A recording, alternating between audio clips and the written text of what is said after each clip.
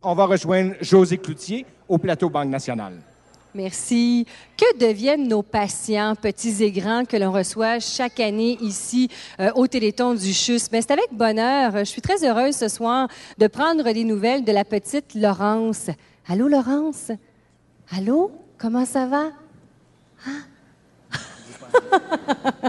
Écoutez, rappelez-vous, l'an dernier, nous avions reçu Laurence et ses parents ici au Téléthon, Isabelle et Nicolas. Laurence qui est née avec une malformation congénitale, c'est-à-dire les intestins qui s'étaient développés à l'extérieur de l'abdomen.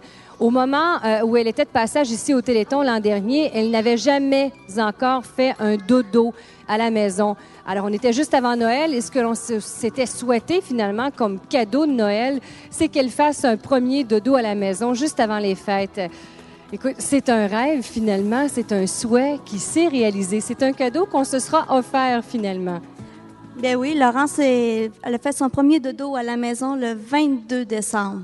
Oh, wow! Mais là, il y a eu toute une transformation parce que on la gavait littéralement. C'est pour ça qu'elle devait passer chaque jour à l'hôpital. Qu'est-ce qu'il y a eu comme changement qui a permis que Laurence, justement, puisse aller dormir à la maison?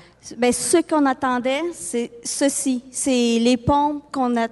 Le sac, là. Le sac. Nicolas, oui. Est-ce que c'est possible de prendre le sac dans tes mains pour nous montrer qu'est-ce qu'il y a à l'intérieur de ça? On attendait donc de l'équipement qui permettrait à Laurence de recevoir... De l'hyperalimentation à la maison, oui. Alors, vous avez dû certainement apprendre, passer plusieurs heures à apprendre comment ça tout fonctionnait. Oui. On a passé un 48 heures intensif à l'hôpital. Ils nous ont montré comment la machine fonctionnait, comment prendre les médicaments et tout ce qui venait avec elle. OK. Plusieurs heures de formation. Et maintenant, comment ça va à la maison? C'est un traitement qu'on doit faire là, tous les jours. Nicolas, peut-être nous expliquer un petit peu de quoi est fait votre quotidien maintenant avec Laurence à la maison. Bien, l'HIV, c'est la nuit. C'est 12 heures sur 24.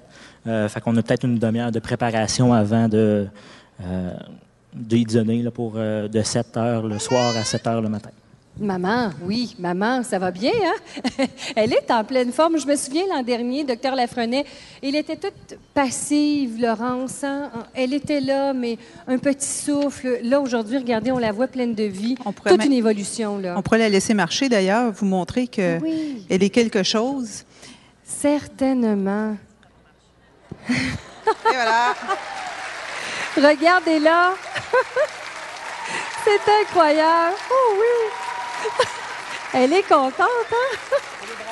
Moi, je vous le dis, c'est une future animatrice. Regardez-la comme elle est en santé. Docteur Lafrenet, parlez-nous un petit peu de l'évolution là, de la dernière année. Des hauts et des bas. On a eu un très mauvais printemps avec une infection très grave. Elle est venue aux soins intensifs. On a failli la perdre.